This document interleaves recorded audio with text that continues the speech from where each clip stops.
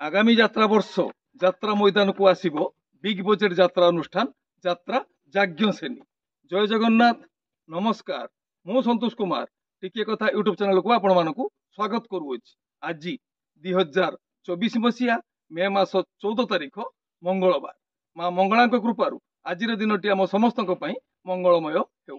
एबे आसंतु जीवा नाटकीय कार्यक्रम को। आज कहार केउ नाटक केउठी?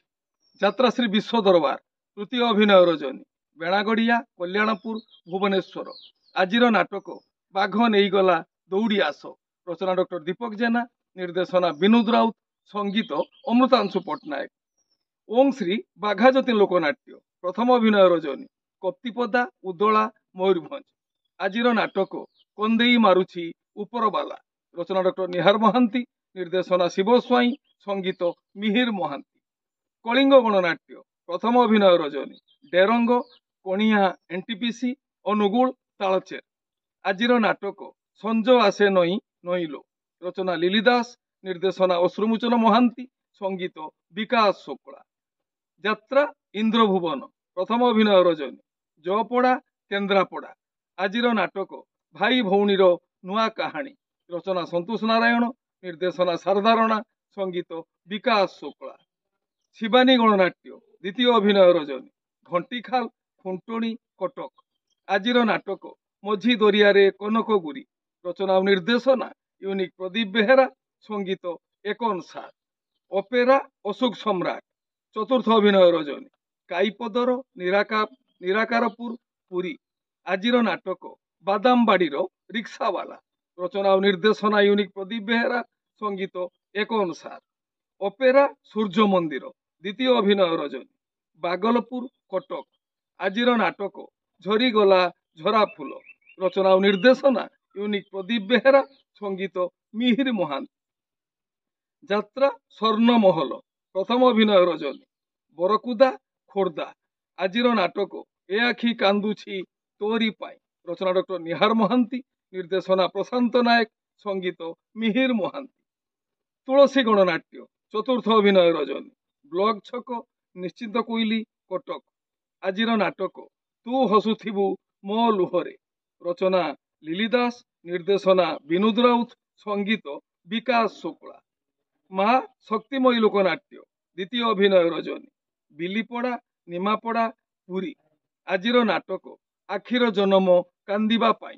रचना संतोष नारायण, निर्देशना शारदारणा, संगीत पीतवास।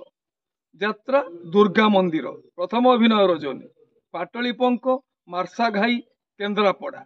आजिर नाटक कांदेना लुह सरीजीव। रचना डॉक्टर दीपक जेना, निर्देशना विक्रम नायक, संगीत अमृतांशु पट्टनायक। यात्रा आकाश गंगा चतुर्थ अभिनय रजनी कुड़ियामाल काउपुर भद्रक। आजिर नाटक आकाशर लुह गंगार कुह। रचना इंजीनियर सची स्वाई, निर्देशना रंजन विश्वाल, संगीत अमृतांशु पट्टनायक। गौरी गणनाट्य चतुर्थ अभिनय रजनी बिरीपटा प्रीतिपुर जाजपुर। आजिर नाटक रानी पंडा को खंडगिरी मोना। रचना डॉक्टर दीपक जेना, निर्देशना विनोद राउत, संगीत टीटन सार। यात्रा रंगमहल तृतीय अभिनय रजनी काशीपुर तमांडू भुवनेश्वर। आजिर नाटक जह्नरे तोलिबी घर। रचना अरुण नायक, निर्देशना महेश हाजरा, संगीत विकास शुक्ला। यात्रा स्वप्न महल द्वितीय अभिनय रजनी बरकुलिया कटिकटा सालेपुर कटक। आजिर नाटक केते कांदीबुरे गौरदास। रचना डॉक्टर दीपक जेना, निर्देशना विक्रम नायक, संगीत अमृतांशु पट्टनायक। यात्रा राजनंदिनी द्वितीय अभिनय रजनी करला बारकोट देवगढ़।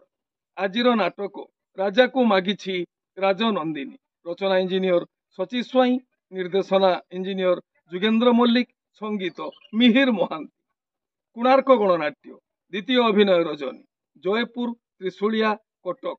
आजिर नाटक सेई गुटिए भूल पाई। रचना डॉक्टर दीपक जेना, निर्देशना गुरु मिश्र, संगीत अमृतांशु पट्टनायक। यात्रा बादशाह कोणार्क गणनाट्यर फ्री शो यात्रा। तारिणी गणनाट्य चतुर्थ अभिनय रजनी देवलतरा राजकनिका केन्द्रापड़ा। आजिर नाटक मंदिरे फुटिछि मशाणी फूल। रचना ବାଦଲ ରାଉତ, ନିର୍ଦ୍ଦେଶନା ପ୍ରସନ୍ନ କର, ସଙ୍ଗୀତ ସୁବାସ ରାମ, ଅପେରା ସାଇ ସମ୍ରାଟ, ପ୍ରଥମ ଅଭିନୟ ରଜନୀ, ଶିବା ଛକ ଯାଜପୁର। ଆଜିର ନାଟକ ଦେବଦାସୀ ହେବି ତୋରି ପାଇଁ, ରଚନା ଓ ନିର୍ଦ୍ଦେଶନା ୟୁନିକ୍ ପ୍ରଦୀପ ବେହେରା, ସଙ୍ଗୀତ ଏକନ ସାର। ଆପଣମାନେ ଜାଣିଲେ ଆଜି କେଉଁ ସ୍ଥାନରେ କେଉଁ ଯାତ୍ରା ଅନୁଷ୍ଠାନ କେଉଁ ନାଟକ ମଞ୍ଚସ୍ଥ କରିବ। ମନେ ରଖନ୍ତୁ ଯାତ୍ରାପ୍ରେମୀ ଦର୍ଶକ ବନ୍ଧୁ, ସ୍ଥଳ ବିଶେଷରେ ବିଶେଷ କାରଣ ପାଇଁ ନାଟକର ନାମ ପରିବର୍ତ୍ତନ ହୋଇପାରେ, ଯାତ୍ରା ପରିବେଷଣ ମଧ୍ୟ ବାତିଲ ହୋଇପାରେ। ଟିକିଏ କଥା ଚ୍ୟାନେଲ ଆପଣମାନଙ୍କର ଚ୍ୟାନେଲ।